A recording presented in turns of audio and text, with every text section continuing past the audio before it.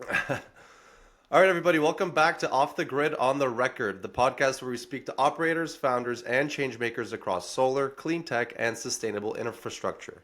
I'm your host, Yarek, and today's conversation is with Ron, the founder of Earthkind Energy Consulting, a firm that helps property owners and institutions navigate the clean energy landscape, all the way from solar and EV charging to air and geothermal heat pumps.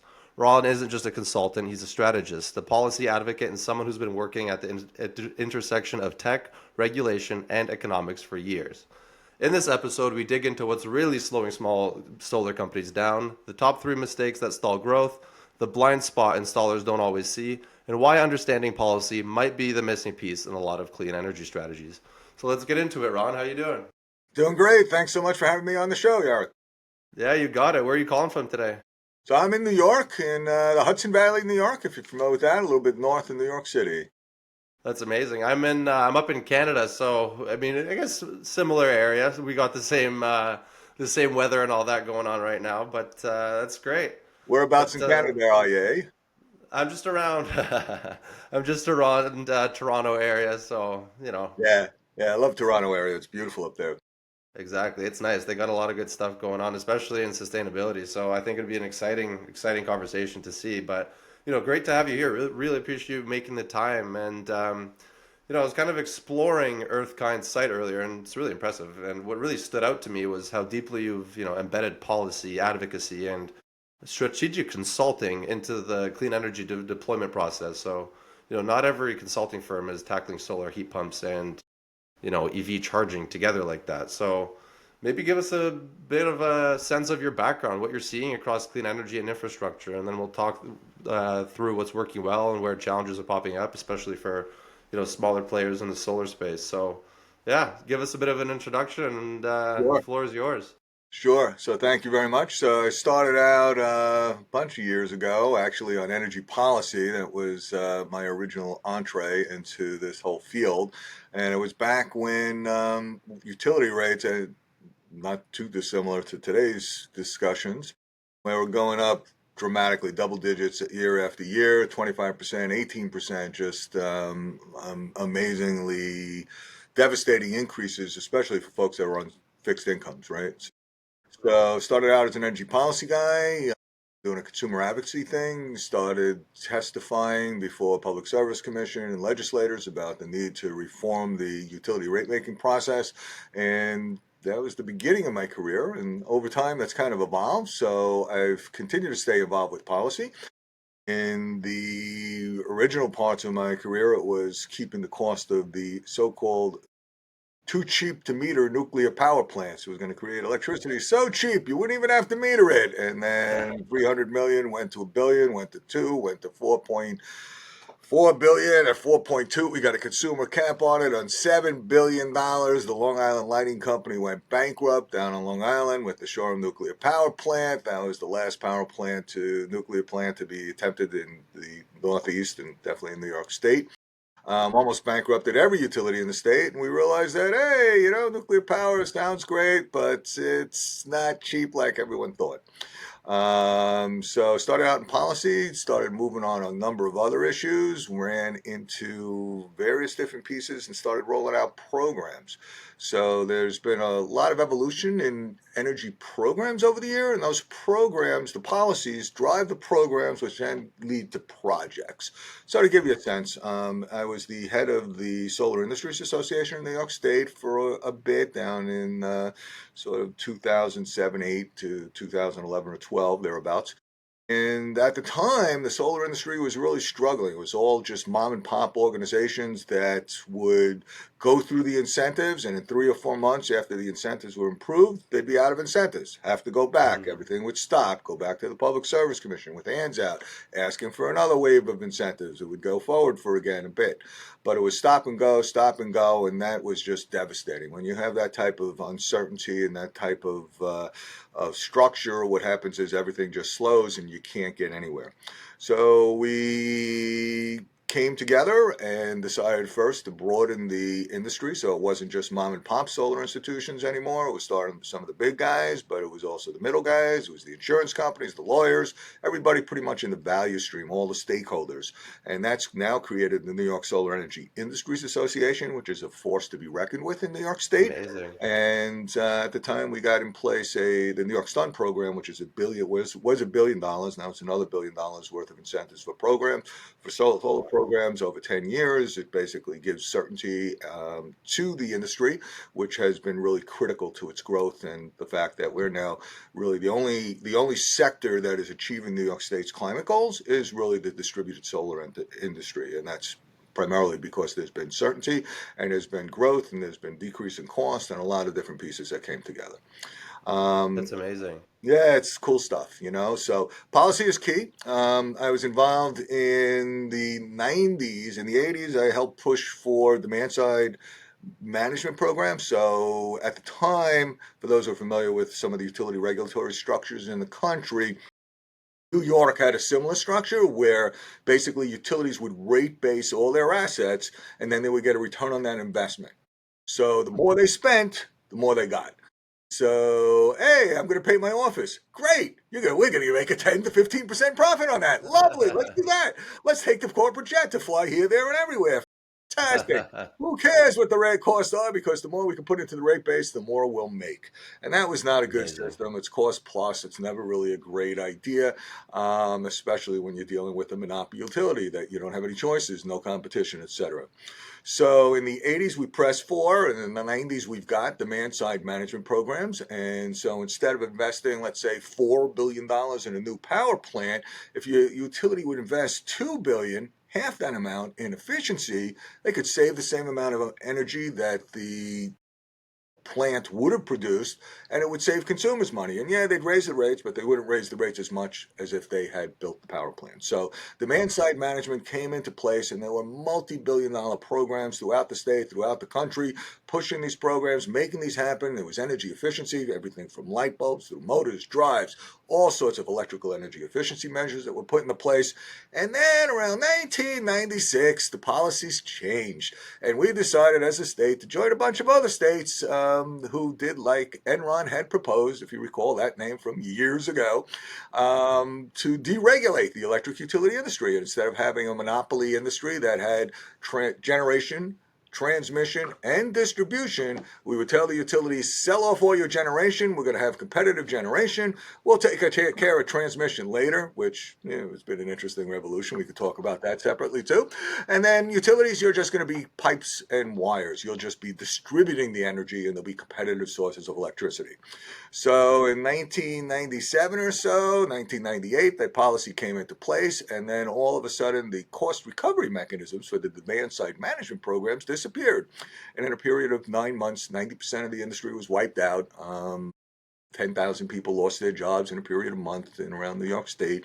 And it was just devastating. And for a long time, there was no efficiency, there was no solar, there was no programs put into place until, again, people came together, advocated for, and won some policy changes that set up what is now the New York State Energy Research and Development Authority. There's been an evolution of history in terms of types of incentives that come out, and we can go through those if you'd like, but it's all past history now. And where things are is that there's relatively stable incentive structures for a number of different measures, and that's where EarthKind and our consulting comes in, as we help people figure out for their particular situation what's the right technologies, proven technologies that will work, what are the incentives that are out there that we can get that will help reduce that upfront capital cost and ultimately operating costs, and then who are the providers who can do that kind of work and do it in quality fashion. Then we make sure that everything gets done the way it's supposed to. So yeah, we've got an interesting kind of evolution in history, and started out in policy, ran into programs, rolled out a bunch of different programs on energy services as well as clean generation with wind and then solar. And then for the last couple of decades now, we've been doing projects, and we help all different types of entities, large, small, medium compendium with figuring out, okay, you have big energy bills. Where is your money going? What can we take that stream of expense and turn it into a way to save money, reduce those expenses on an operating basis? What type of capital projects can we do? Sometimes performance contracts, other ways of financing it, either on the books, off the books. For-profit entities have one structure, nonprofits have a different, government's a little bit different. What are the different pieces out there that we can put together that's going to reduce your energy cost and have a positive impact on the environment? So that's what we do. It's amazing. It's a lot of moving parts. It's a lot to take in. A lot of pieces. A lot of pieces. Absolutely. You know, Exactly. that's life, right? I mean, we don't have too many balls to juggle, right? So Exactly. Well, then I guess the natural next question is, can you give us a snapshot of like your role at Earthkind and how it connects to the bigger picture of clean energy transformation? And I guess what does the typical day look like for you, if that's sure. such a thing? Yeah, well, that's great, great point. And depending on the day, I am doing different things, which, as my wife reminded me last night, is good, right? Because who likes to do the same thing every day in and day out, and get bored, right? So I got to say, it's definitely not been a boring existence. That's great. So we have a kind of a cross section of different things that we do. We provide on hands-on consulting for projects for property owners, and in particular some multifamily mixed-use developers who want to build out, let's say, multifamily buildings with commercial properties underneath that then want to access the technologies, the incentives, and the financing to make that all happen. So we do consulting with them. We have some higher end single family homeowners who are building new structures where we're doing net zero work, where it's everything from tight envelope through solar on the roof to geothermal heat pumps, electric vehicles, charging stations, battery storage, backup generation, so that they become really self independent entities, self-controlled independent entities. They deal with the utilities still, but they have backup built in so that no matter what happens, they're going to have power and they're going to keep going. And it's a really efficient and cost-effective structure where once they pay for the solar and the solar is generating pretty much all their electricity, that electricity is covering not just their electricity needs, but also their heating and cooling needs and all the other functions within the house. So it's that kind of turnkey, total net zero approach works for some people, especially new construction. It's like you should really think about it no matter what type of entity you are. So on higher That's end single amazing. family residence, we do that. We do that with multifamily mixed use developers. Sometimes we're just consulting on a particular technology. We have some clients that, for instance, we do a lot of work with the New York Self Storage Association with self storage facilities, which really they just want to rent out their roof to a solar company because they're looking for another revenue stream, right? So there's that aspect and that opportunity, and then there's new construction opportunities, and then there's existing opportunities. But simultaneously, I'm also involved always in policy, keeping an eye on the policy. So with various different entities nationwide in the U.S., there's an entity called Environmental Entrepreneurs, or E2, e2.org. I've been a chapter director for that for about 12 years or so now. And they really focus on the fact that it's not business and the economy versus the environment. They go hand in hand. And they've discovered that they came out in the early parts of 2000 looking at the auto industry in California and how could they build an industry that simultaneously would start to deal with the pollution impacts of transportation. They did that really successfully, got a bunch of laws and regulations into place that helped everything move up and really had led the country in that.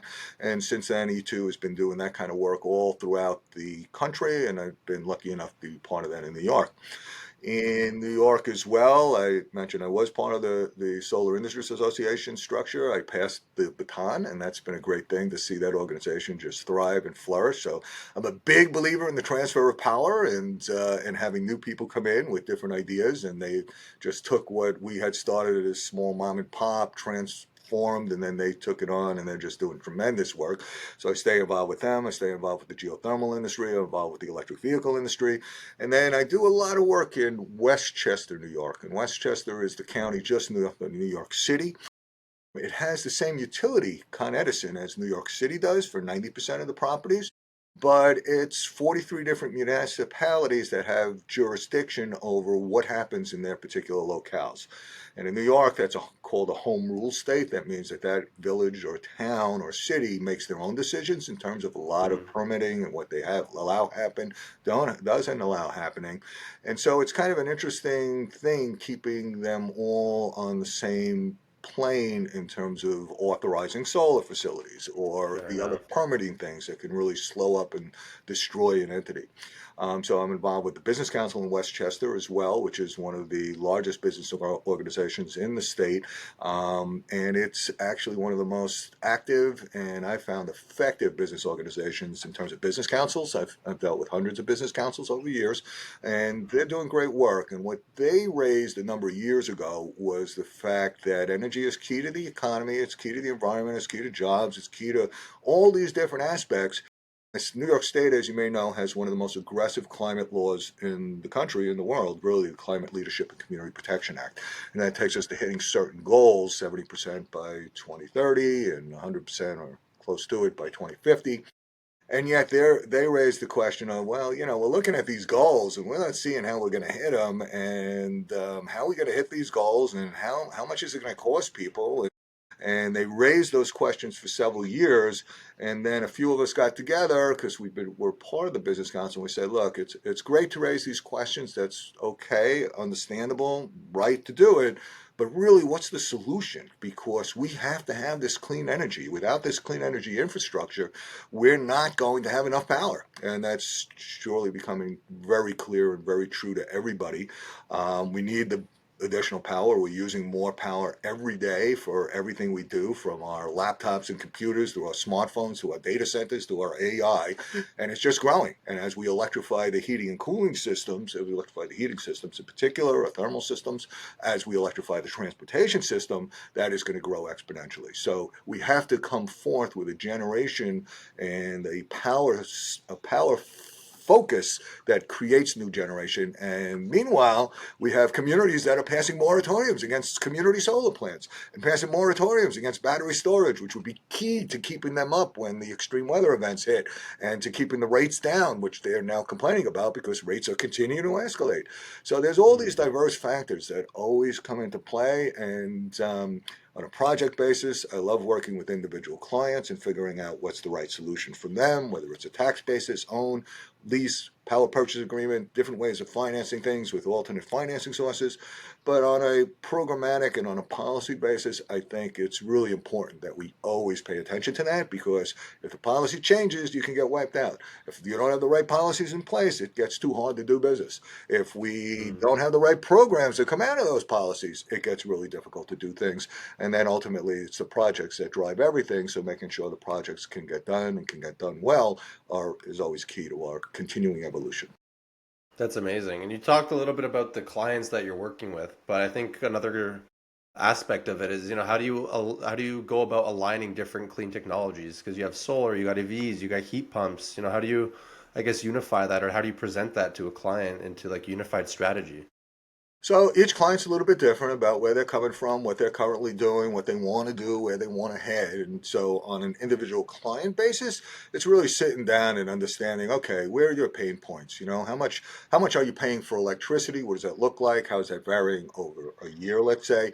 Similarly with your heating and cooling systems, what does that look like? Where are you coming from? What are you doing? What are you doing with transportation? Do you do transportation as part of your core business? Do you need to look at that and address that in a way that makes sense?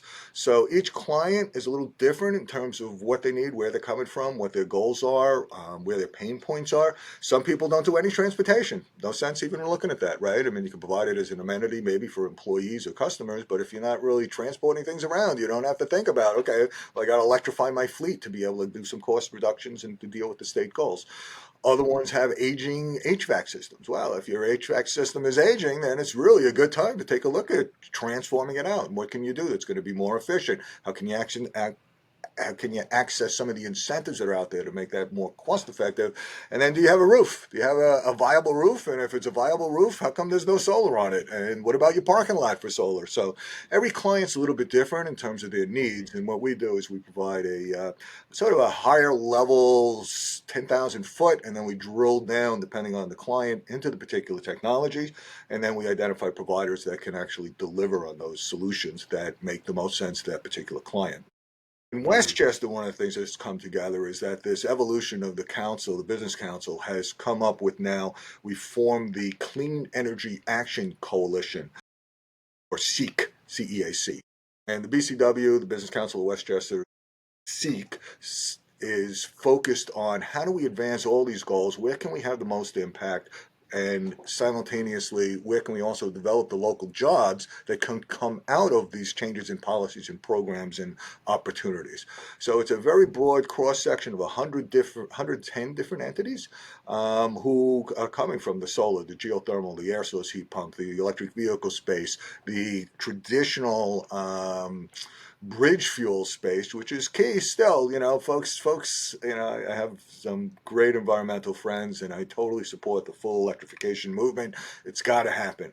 But even under the most aggressive scenarios, let's just look at transportation. Under the most aggressive scenarios in the CLCPA's, the scoping document, they understand that even with the most aggressive transformation, the trucking industry is still going to be 50% diesel powered in 2050. So we've got over 25 years that we're going to continue to spew diesel emissions, and those are particulates as well as carbon, out into the environment. And that hits the most those people that are both economically and environmentally challenged, the lower income communities, where in one section in New York City, the asthma rate is over 25%, where kids, Wow. 25% have asthma, right? And there was a study done that also showed that that has impact on brain functioning as well as developmental functioning and cognitive abilities. And it's like, okay, it's going to take us 25 years to make this transition. And even after 25 years of making intensive activity, we're still going to have half of our diesel trucks spewing emissions.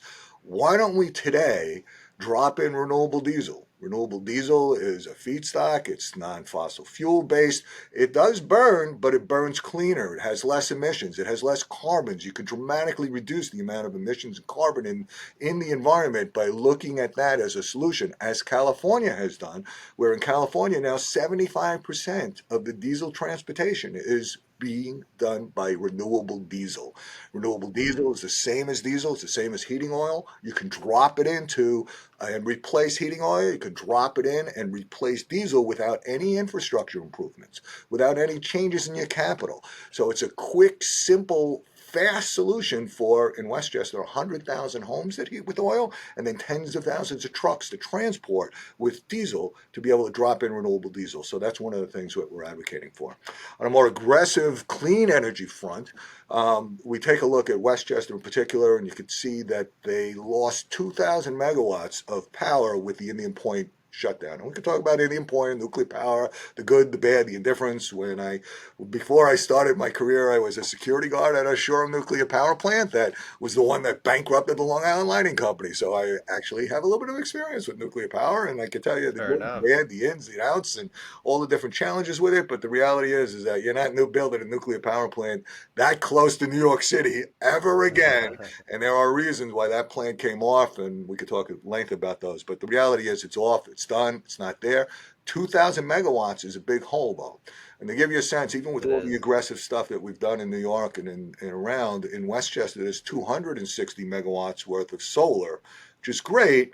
But solar is both an intermittent resource, so it's not the 24/7 that you get with the nukes, but it's also, we only got 260. We got to get to 2,000 just to make up the peaking piece of that. So we've got a Mm-hmm. tenfold increase that we need to do in Westchester to make up that hole. And if we don't do that, then what's going to happen is that there's going to be blackouts during peak periods of time. There's going to be brownouts when there's not enough electricity to go out. And when extreme weather hits, it's going to take a long time to rebuild that and build that up to the point where people will have power again. And if people think it's costly now, I like to ask them, so what's it worth to you when you don't have power and you can't work and you can't turn on your lights and you can't turn on your computer and you don't have batteries? What are you going to do, right? So Exactly. So it's pay me now or pay me later, and it's also, priceless, as they say. When your power goes out, you really need power, and you're willing to pay a lot for it. So let's get the infrastructure in Exactly. place to make that happen, and let's overcome some of the fears that are out there. So, in particular, in Westchester, there's been some moratoriums against battery storage. People have a fear of battery storage. They don't realize that in their pockets there's that same battery type of thing. That in their computers and their laptops there's batteries that are there. There's batteries all over the place, and these are just an extension of that. And yeah, there's been some bad examples of fires and that have been problematic, and you could definitely point to those and show those. And I understand the fear, but if you really want to be afraid of fire, you should really think about the gas line that is 100 years old that's out sitting outside your house, or your combustion furnace that's inside your house and what that's doing and doing to your kids, etc.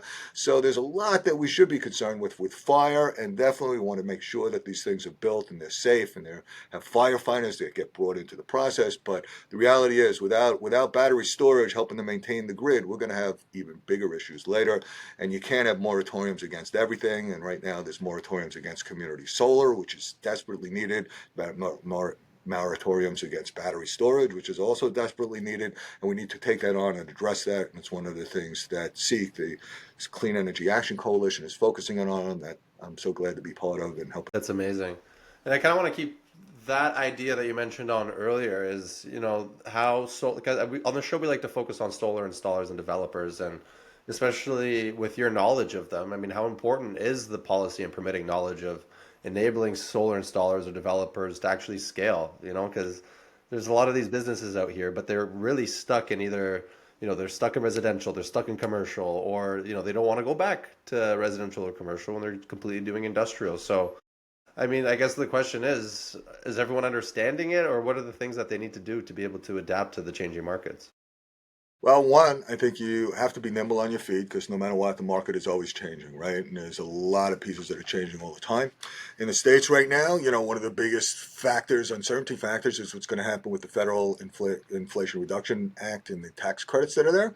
We thought we had certainty with that, and now basically this latest bill that passed the House of Representatives and that's now getting debated in the Senate would wipe out virtually all those incentives for all the solar projects, which is a 30% plus hit in the Inflation Reduction Act. We were successful in getting a 30% tax credit that would stay in place for a number of years. You would get additional 10% if you used U.S. manufactured equipment. You get another 10% if you were in certain disadvantaged communities that had been traditionally left out of the whole process and had been devastated with fossil fuels and other polluting sources.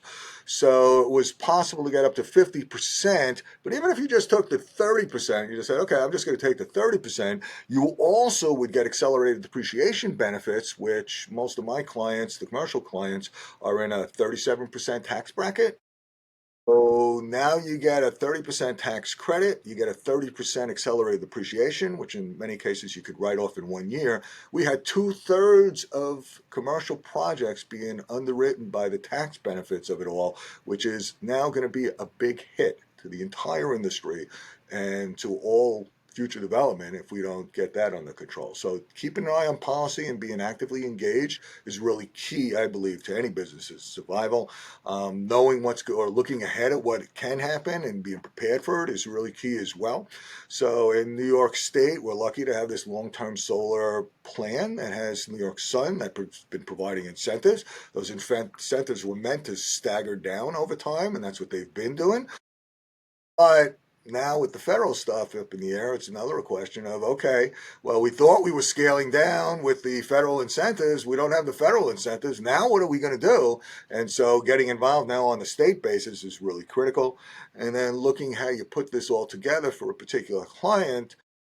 One of the things that's happening and people are rightly upset about are the increasing in energy and utility rates, right? Again, we can talk about utilities and the good and the bad and the pros and cons of having a monopoly-based utility versus a publicly owned utility and all the differences. But the reality is we are where we are and rates are going up. Okay, well, on the one hand, that's really bad. It's hurting a lot of people. On the other hand, now it makes all these alternatives even look better. And now you get even faster paybacks than you used to be. So there's a lot of juggling that you have to do when you're taking a look at stuff, and I would urge everybody to keep an eye on policy because policy changes and you lose 2/3 of the underwriting of your projects that you were selling to a client. It's going to have an impact on you, and be prepared. Exactly.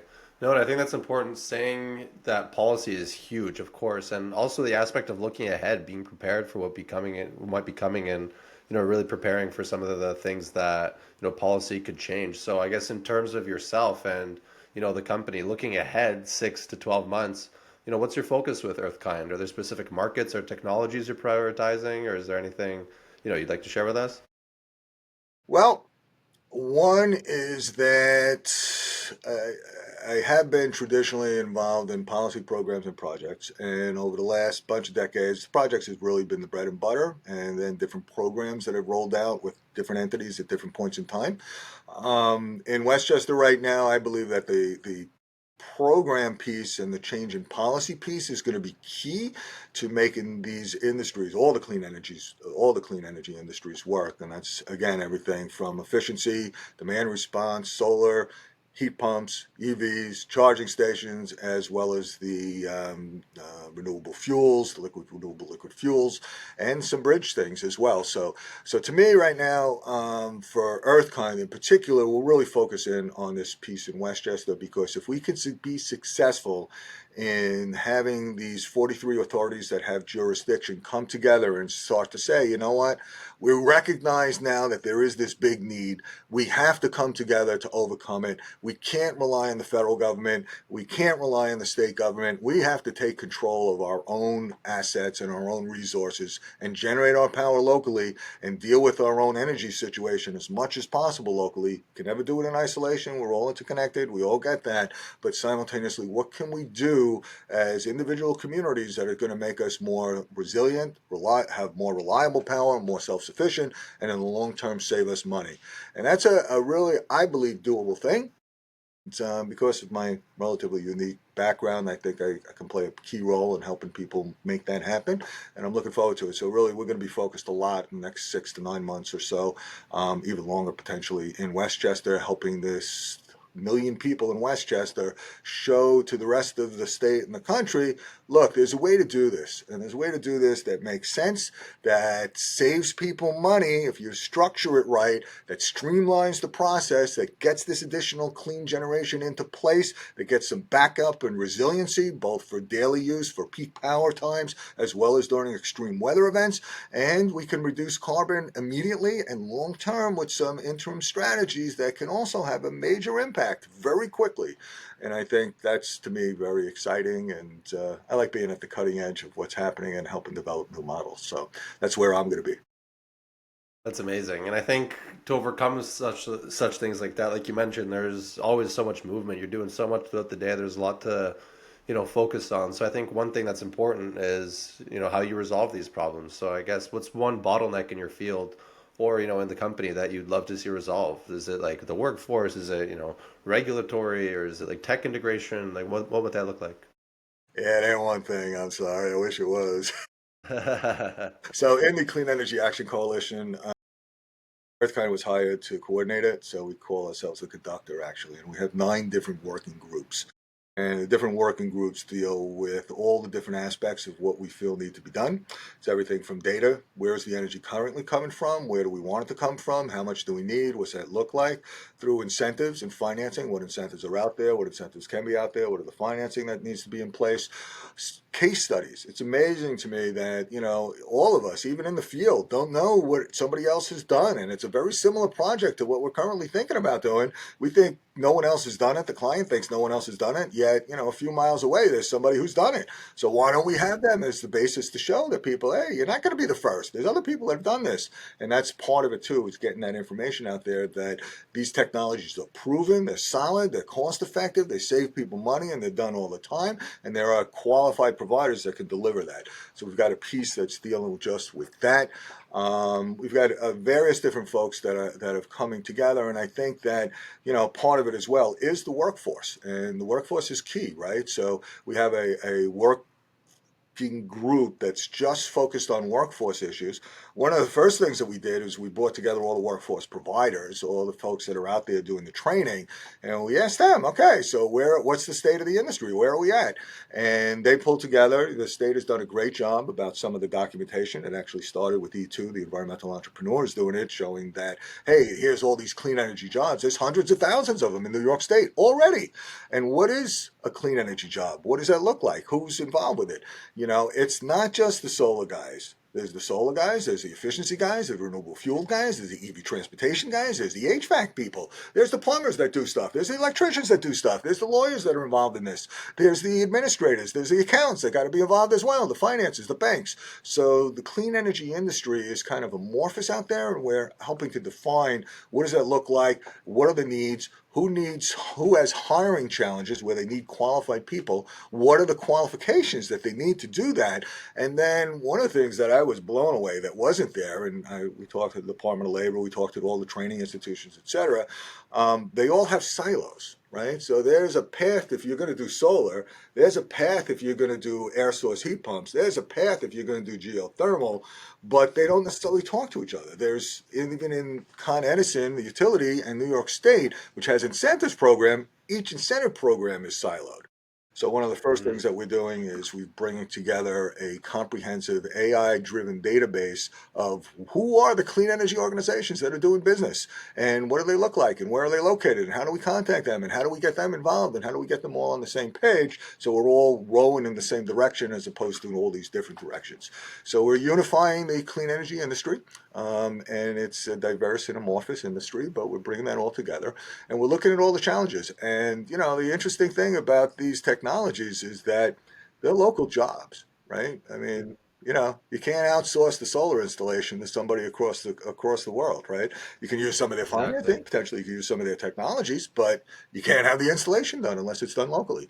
So that's an That's important right. factor, because in every community they're dealing with housing and affordability. There's not enough housing to go around. It's not affordable. It's always going up. It's too expensive. Energy is a key component of that affordability, and having a decent paying job is a part of that as well. So if we can have local, good paying jobs delivering energy services that then reduce costs, provide more affordable communities to live in, now we're really hitting the holy grail of touching on all the bases. And that's something that we're really looking forward to do. That's amazing, and I think unifying the different sectors is fantastic. But I feel like that obviously comes with its own challenges. So I guess, in your experience of winning clients and actually helping them through things, what's the process of maybe getting leads, figuring out who needs your help, who needs your services, and I guess what's that entire process look like? Yeah, so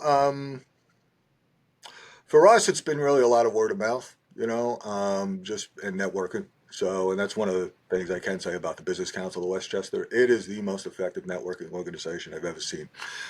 They have events pretty much every week, sometimes several events per week, where you're meeting new people all the time who are in different fields that are coming together that need your services, and or you can help them with their particular pieces. So for us, well, I've been through various different waves of business, and I went through a bunch of stuff. Could talk on a personal basis at some point about things, but at one point I decided that instead of striving to create a megalopolis of industries, what I'd really wanted to do was to leverage my skills, ability, talents, experience with a bunch of entities to help them really grow and deliver, and I would make a small slice of it as opposed to trying to run the whole thing.